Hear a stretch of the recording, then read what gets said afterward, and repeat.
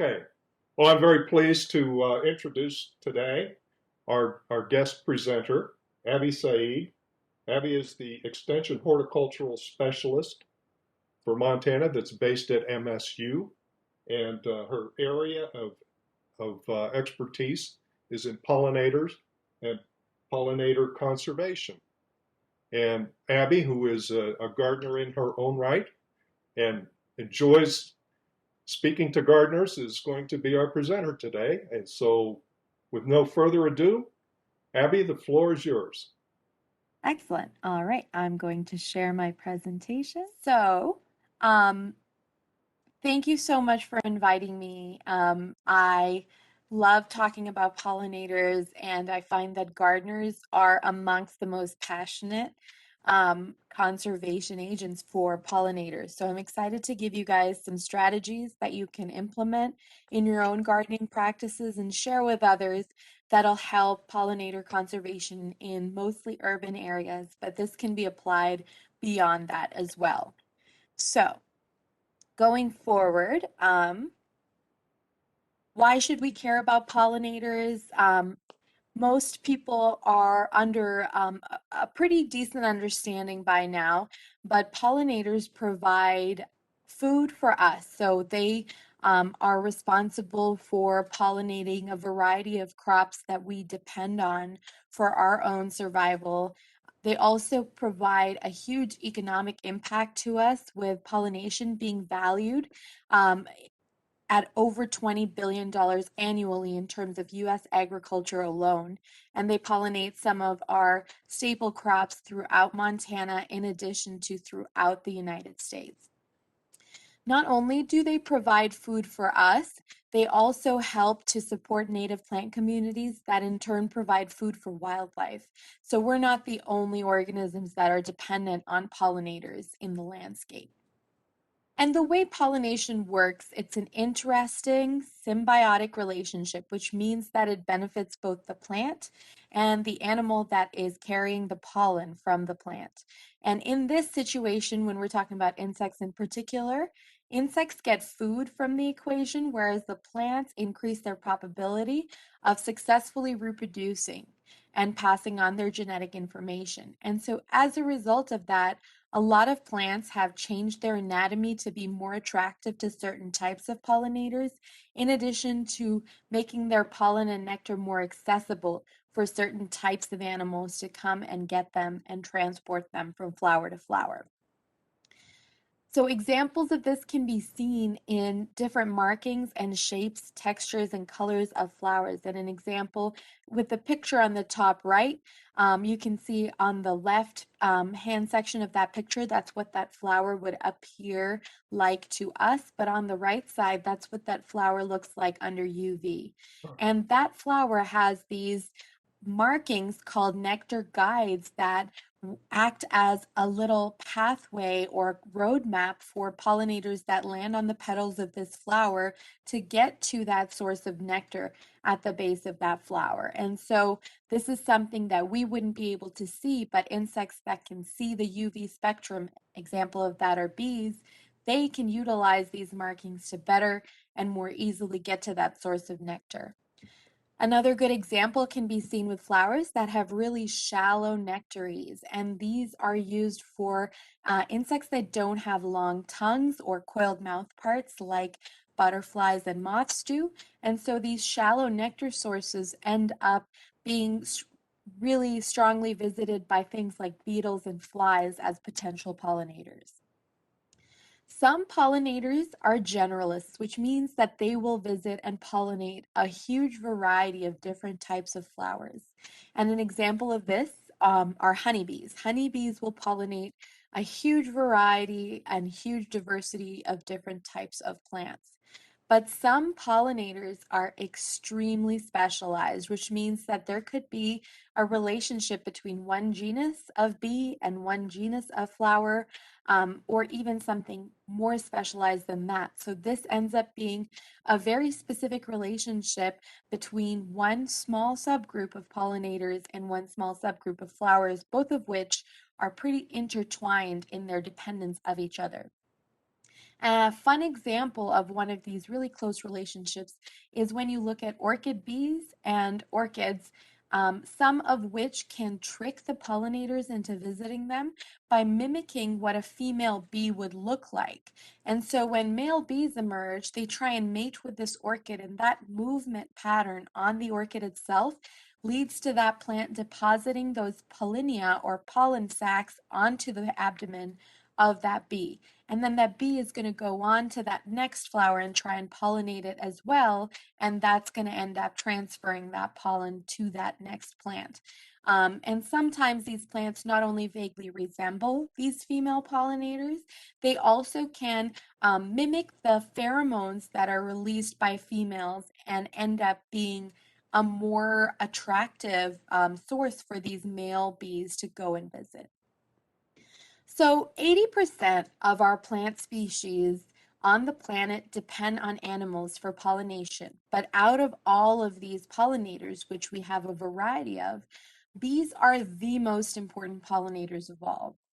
And the reason for that is their anatomy. So bees have these branched hairs all over their body. And other insects have hairs and mammals have hairs, but what makes the hairs on bees unique is that they're branched, and in certain groups of bees, they're concentrated in different parts of their bodies. And so these branched hairs are really good at capturing large quantities of pollen and transporting them from flower to flower, making them basically excellent pollen carrying mechanisms for plants. Something that people don't often realize is that honeybees, which happen to be the most famous and most well-known bee in the world, they are of European origin. So they did not exist in North America prior to when European settlers arrived in the 1600s.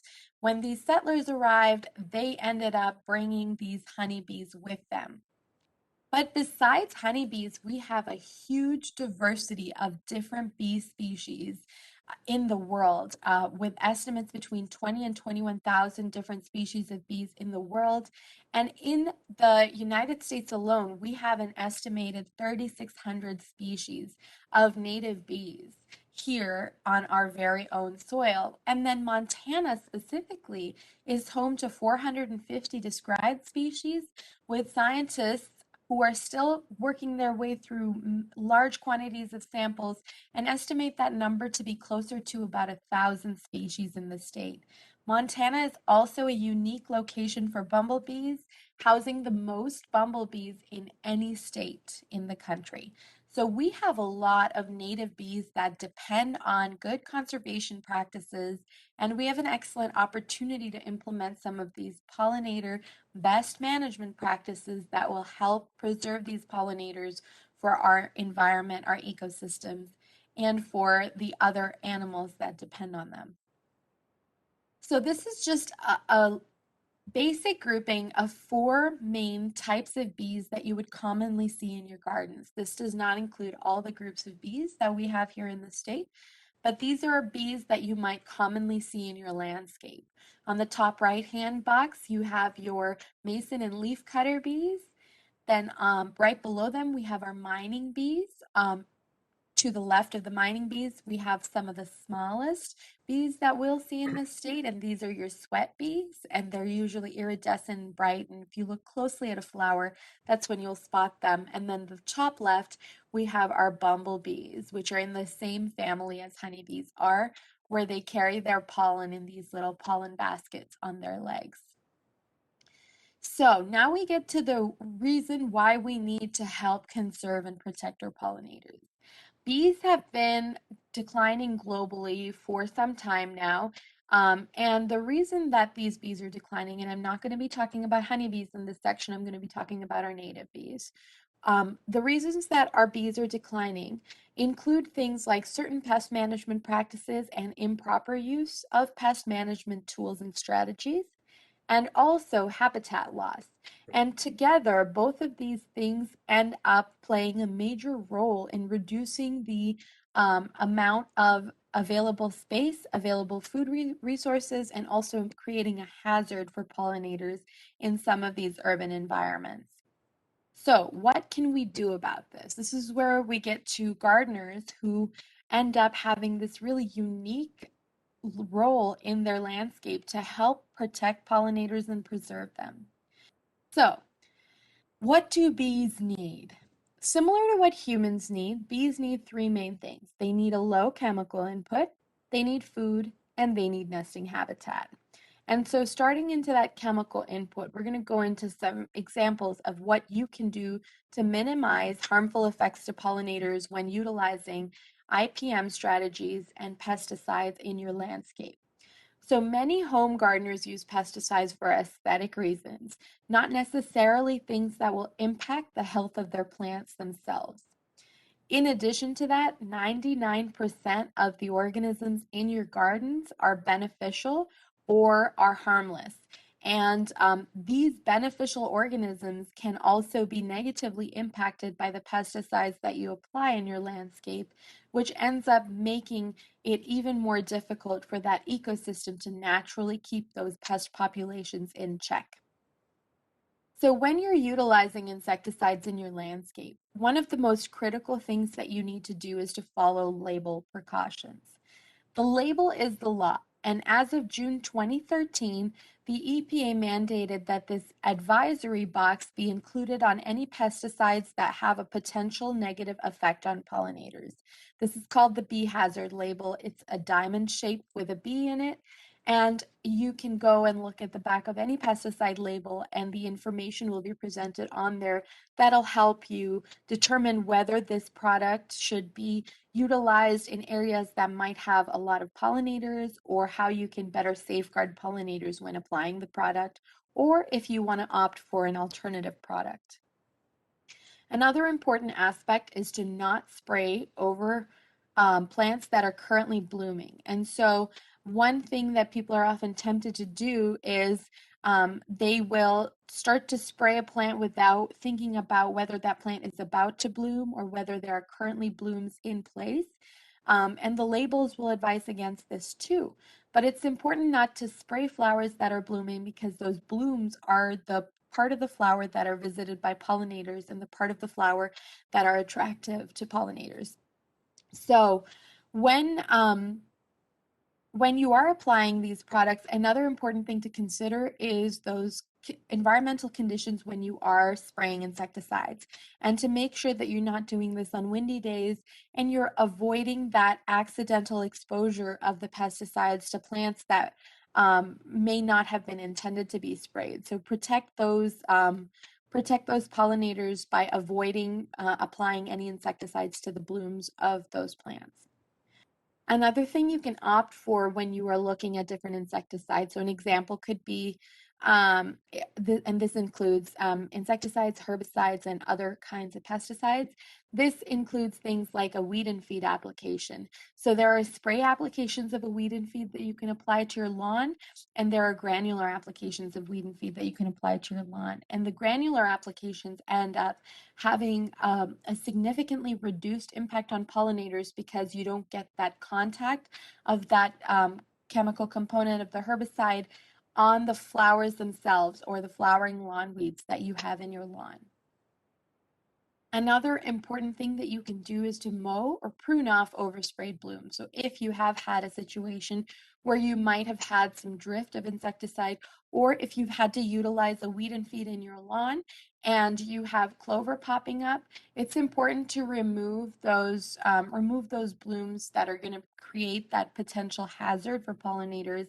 But the best thing to do is actually utilizing the timing of the plant's blooms, and once those blooms have dropped off, it's very important. That's when you can safely apply insecticides in a way that will be least impactful to the bees that visit them.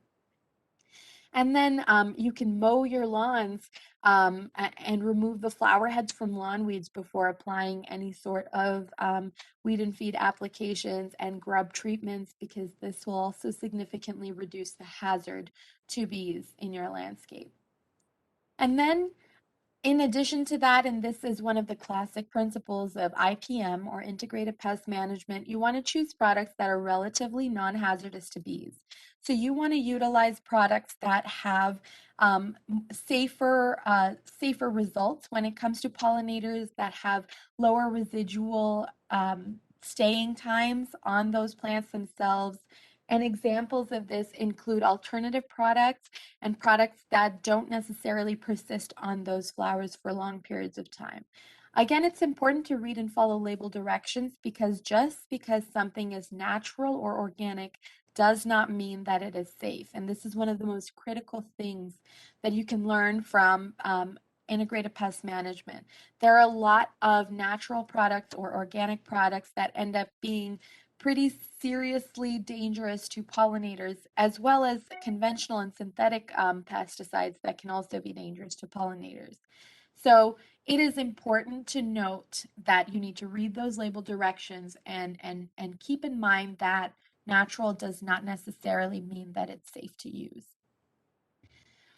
Know when to spray and if you can manage that situation in different ways. So, is there a way that you can opt for other pest control strategies like exclusion, mechanical control, pruning off areas that have insects on them, picking off insects, or bolstering populations of those beneficial insects in your landscape that are already there by creating a safe refuge for them to exist, which will then help keep your pest populations in your landscape down, in addition to making your landscape more inviting to pollinators and lots of other beneficial insects and arthropods.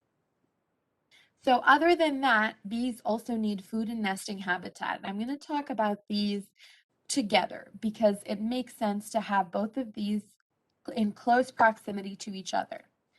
So bees need nesting sites, and we're going to talk about variety of nesting sites, but this includes a variety of different components that bees will utilize in order to create their nests. The greater the amount of nesting sites that you have available in any given area will further correspond with floral resources that you're putting in there, which ends up creating that perfect center of the Venn diagram that has both floral resources and nesting areas that ends up making an ideal environment and an ideal habitat for pollinators in that landscape. So when we're talking about plants for pollinators, I'm not going to go into very specific examples of different types of plants because there are thousands and thousands of these available. I will share at the end of this presentation great sources that you can go to for detailed plant lists that have huge varieties of plants listed by their zone, listed by the type of requirements and care, and these are all pollinator plants that you can implement in your gardens. But important things to consider when you are putting these pollinator plants in your landscape, you want to make sure that there is a diversity of plant species with different colors and textures, shapes, sizes, and most importantly, different bloom times, because you want food for those pollinators throughout that growing season. And it's important, especially to have that food concentrated in the early season, so early in the spring when there are limited amounts of floral resources available, as well as late in the fall when again those resources start to dwindle. So you want something to be blooming at all times in your landscape because pollinators need to feed throughout the growing season. Then when we're talking about nesting habitat, there are two different types of bee nesting. So the largest group of nesting bees are ground nesting bees, and that accounts for about 70% of bees. They look for places to create their nests in the ground, or they will utilize existing cavities and build their nests within those. And then the other 30% are cavity nesting bees, and I'm going to go into examples of how to create an ideal habitat for each of these. So, if you were a pollinator, though, and you're looking at these urban and suburban landscapes, there is very little in terms of habitat availability in these landscapes. And so, when we're talking about ground nesting bees, these bees will either utilize existing holes or dig out their own nests. And the types of areas that they need in order to be able to utilize their nesting biology is something that's going to be accessible. So, if you were a ground nesting bee and you looked at this landscape, as a gardener, this looks like an attractive landscape. But if you're a ground nesting bee, you would struggle to find patches of bare soil in which you could dig out your nest. And although mulch is extremely beneficial for a lot of different reasons, leaving some areas mulch free is going to make that soil more accessible to potential ground nesting bees in your landscape. And so leaving bare soil for bees, that doesn't necessarily mean that you have to put that soil out in the open in the middle of the yard, but it could be tucked away behind your shrubs. Just make sure not everything is completely mulched over and leave some bare patches of soil for these ground nesting bees to then put their nests in. And you want this to be undisturbed, so you don't want to till this area that has been left and set aside for pollinators. And you also don't want to have it be in a very heavily foot traffic area where these pollinators would be disturbed as a result. Then when we're thinking about lawns and lawn care, the ideal home lawn in the United States looks like a dense green monoculture. And here are just examples of lawns that would be considered attractive. Lawns that look beautiful, lush, vibrant green, and weed-free. And then there are lawns that don't look like that, or lawns that might resemble my backyard sometimes. Lawns that are less than pleasant or are usually not very attractive based on our ideas of what a healthy lawn or what a beautiful lawn should look like. But research from the University of Kentucky showed that lawn weeds like clover and dandelion had 37 species of bees that were specifically and frequently utilizing them as an important source of nectar throughout the growing season.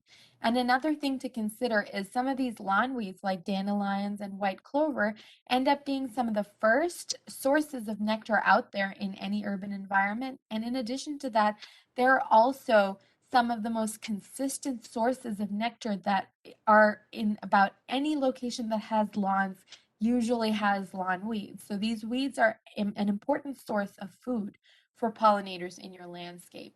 And they can also act as stepping stones that provide that food for pollinators and can help bridge gaps between that natural habitat that's getting further and further apart from each other as we continue to develop areas. So when you're looking at your lawn care practices, some things that you could do to help bees includes considering what level of lawn excellence you want to maintain. Now, I'm not saying do the things on the right-hand side of the picture, but I'm saying consider leaving some of your lawn weeds in your lawn. And usually when you have lawn weeds in your lawn, they are opportunistically taking advantage of an area that is not fully filled by grass. And so the best way to handle this would be to let those weeds sit there because it adds that greenery into your landscape and also acts as a nice source of food for pollinators. Hmm. Another thing that you can consider if lawn care ends up being tedious or time consuming for you and you're looking for an alternative lawn, you can consider either a different type of ground cover as a lawn. So Dutch white clover or micro clover can be seeded and interseeded with your lawn grass, but also it can replace your lawn grass and end up being that same green look that your lawn will have, but will also have the added benefit of blooming and providing that food source for pollinators. And then you can have more xeriscape lawns, especially in areas where you might have limited access to moisture or irrigation, where you can create these rock lawns that have different patches of landscaping that can have pollinator plants and bare soil that end up being less work for you, reduced lawn maintenance cost, and reduced input of those pesticide products that are used to keep lawns healthy and thriving. So the rest of these bee species, 30% of bee species, are cavity nesting bees, which means they will utilize different holes or cavities in objects or in trees or in different structures that they will then build their nests in. So, what can you do to help these bees? Includes things like incorporating, building, or putting these different types of nesting structures in your landscape. And so, examples of these nesting structures and what they're made of include things like hollow tubes that are made of cardboard or paper or bamboo, or they can include things like drilled wooden blocks, which are made in untreated wood and with 4 to 8 inches deep with varying diameters. More specific instructions for these kinds of cavity nesting boxes can be found in some of the resources that I will share at the end of this presentation, and also include things like bundles of pith, twigs, brambles, branches, things that bees will utilize to nest in between. And so creating this little bee hotel or bee condo or bee cavity ends up being a great source of nesting area for pollinators that are in your landscape that may struggle to find these natural cavities as especially in urban and suburban areas. There are lots of different shapes and styles and designs that you can opt for, and you can purchase these as well as build them. And there are a lot of different resources available when it comes to these bee cavities. Another thing that you can do to help pollinators, it doesn't need to be a huge undertaking. A lot of times people think that you need to create a huge habitat or a huge swath of land that ends up being that source of pollinator floral resources and habitat. But it can be a small space in your yard that's just designated pollinator habitat or designated bee habitat. And the reason for that is the more that people put these small patches, the more you have these little bridges of pollinator habitat and floral resources throughout an urban and suburban environment. So every little bit that you can do still contributes positively to the overall addition to the pollinator habitat in any given area. And this is one of my favorite things to talk about because a lot of people live in HOAs or places where a lot of their front yard or their lawns are going to be scrutinized by your neighbors. And so, one thing you can do is you can have mullet gardens, which basically means your business in the front, party in the back garden, where you have your perfectly maintained, well manicured lawn in the front, and in the back is where you have your pollinator patches or your designated pollinator habitat that's tucked out of the way, and you can still stay in that neighborhood without your neighbors eyeing you angrily. So here are the resources that I'd mentioned. The Xerces Society is one of my all-time favorite places to go for a lot of pollinator information. But other sources that you can go to include things like your local extension offices or your local land grant institution that can then partner you up or hook you up with some of these resources that are available. But these are some great resources that you should visit for plant lists, habitat requirements, and other important information about pollinators and pollinator conservation. That's everything that I had, and if there are any questions, I would be happy to answer those. Well, thank you very much, Abby. That was just terrific. I can't tell you how delighted I am that you chose this topic because I do have some questions. Great. So with respect to the native bees, I have a wooden block with some holes drilled in it, but I have not been successful in getting the bees to nest in there. So I'm wondering if I have it in the wrong location. Could you speak a little bit about how to choose a location to put the wood block? Absolutely. That is a good question. And a lot of times the location is pretty important. So when you are putting these drilled wooden blocks out, you want them to have access to early morning sun. So east and south facing directions are usually some of the best directions that you would put them because bees need that external warmth in order to warm up and get going. Another thing that you want to consider is maybe you're not putting it out early enough because a lot of these cavity nesting bees emerge really early in the season, sometimes April, sometimes even earlier, depending on what the climate is like. And then you also want to make sure that there are floral resources nearby. And so all of these things considered, sometimes it just takes patience. So I've had bee hotels that just ended up being um, uninhabited for years, until the bees started to discover them. And then once you have bees that start to utilize them, you're going to have bees year after year. So sometimes it just takes a little bit of time and waiting to get your bees to use these nesting Okay, great. Well, that's very useful information. It happens that my bee hotel faces west, so I couldn't have picked anything worse, huh? habits. Okay, well, I'll fix that. Great. My next question has to do with when you were speaking about using chemicals in the garden. So in our club, most of our members don't use chemicals as a general rule. I mean, we don't, for example, we don't, we don't, our home gardens, I mean, my goodness, we're not going to spray stuff, but we do use BT Mhm. for the cabbage worms. Is BT for cabbage worms a problem for bees? No, it's not. So, and just BT is a pesticide because anything that's used to control or manage or manipulate pests is considered a pesticide. And so BT is a pesticide, but because BT is extremely specific in the way that it works, and so if you have BT for cabbage worms, that's only going to impact things like moths and butterflies that are consuming it. If Okay. you have BT for mosquitoes, that's only going to impact flies. And so BT is a very specific type of pesticide that ends up working by affecting the gut of that specific group of insects that it's targeted for and will not harm anything outside of that group. Okay, So it is a safe thing to use in a landscape with pollinators. good. Because it happens that I like to grow broccoli. And Absolutely. yeah, right. And so broccoli is like target number one for these guys. And if I don't want to Absolutely. find worms in my broccoli, I have to use the BT.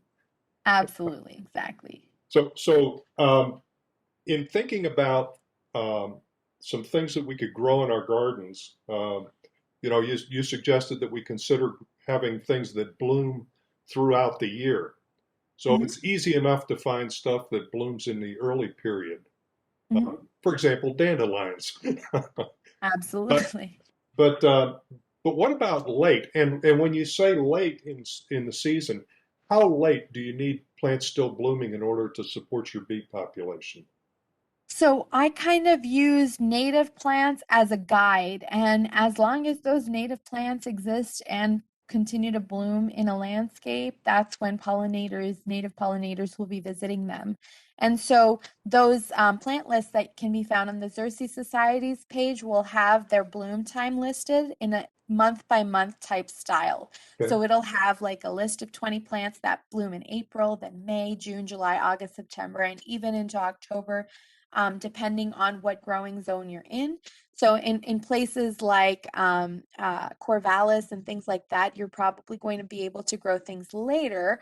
But in places like the Gallatin Valley, you might end up having a shorter growing season, but you can still find things that are going to be blooming in September, that would be blooming, for pollinators to use them in that time. And Abby, one last question with respect to these native bees, these native species. Is there any trick to getting them to where, suppose we wanted to have more come visit us? Is there any particular trick, or is there a source you could recommend we go to find a way to attract more? So the best way to attract more is to provide that habitat and food source for the ones that are already in your landscape because they are there. And their resources become scarce. But once your garden becomes that pollinator haven or a habitat that consistently has food and nesting area for pollinators, you're going to see more and more bees year after year. And they're going to be utilizing that year after year. So it's an if you build it, they will come type of situation, and they will start to show up if you create this environment that's beneficial for them. Okay, and I promise this will be the last question, but No, go ahead. but where do the native bees go? I understand what happens to the honeybees in the winter. You know how they get Mhm, in a hive and they just shiver mhm, together and all that. But these native bees tend to, there's like one in a tube, or there's, two mhm, or three of them in a hole in the ground somewhere. How do they mhm. make it through the winter?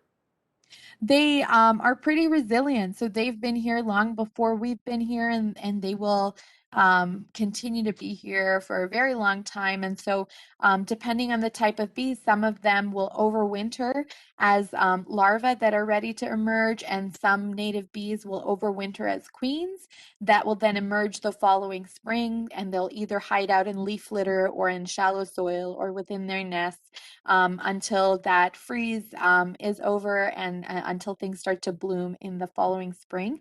So they're very resilient organisms that find ways to overwinter either in their larval form or in their adult form as queens. Okay. Well, Abby, this has been just terrific. Great. Hey, you have to come out and visit us at the garden sometime.